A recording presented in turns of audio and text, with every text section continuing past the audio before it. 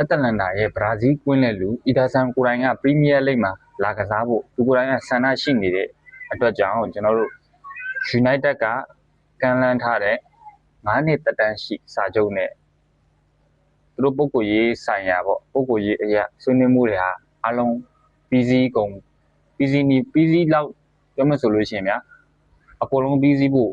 10%ပေါ့10%မှကျန်တော့တယ်ဆိုတဲ့အနေအထားမှာရှိတယ်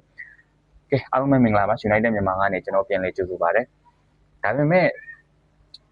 ပြဿနာကြီးတစ်ခုရှိနေအဲ့ဒီပြဿနာကဘာလဲဆိုလို့ရှိရင်ကျွန်တော်တို့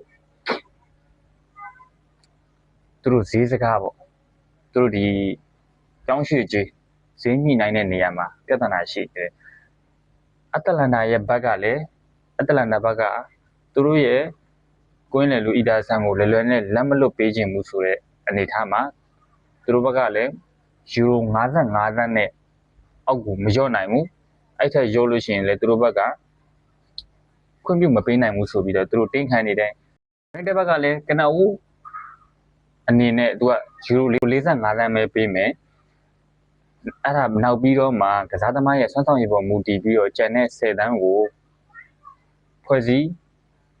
တဲ့ကိုထည့်ပေးမယ်ဆိုပြီးတော့သူတို့တွေတယောက်နဲ့တယောက်တင်းခံနေကြတယ်တင်းခံနေကြတဲ့အချိန်မှာအခုချိန်ကြီးတော့သူတို့အငင်းပွားနေသေးလို့တော့ကျွန်တော်သိရတယ်နောက်ထပ်သတင်းတွေသိရခဲ့လို့ရှိရင်လည်းကျွန်တော်အချိန်မီတင်ပေးပါမယ်အားလုံးကိုကျေးဇူးတင်ပါတယ် subscribe လုပ်ရသေးလေ subscribe လေးလုပ်သွားပြီးပါအောင် follow လေးလည်းနှိပ်သွားပြီးပါအောင်အသက်လေးလည်းပေးသွားပြီးပါအောင်အားလုံးကိုကျေးဇူးတင်ပါတယ်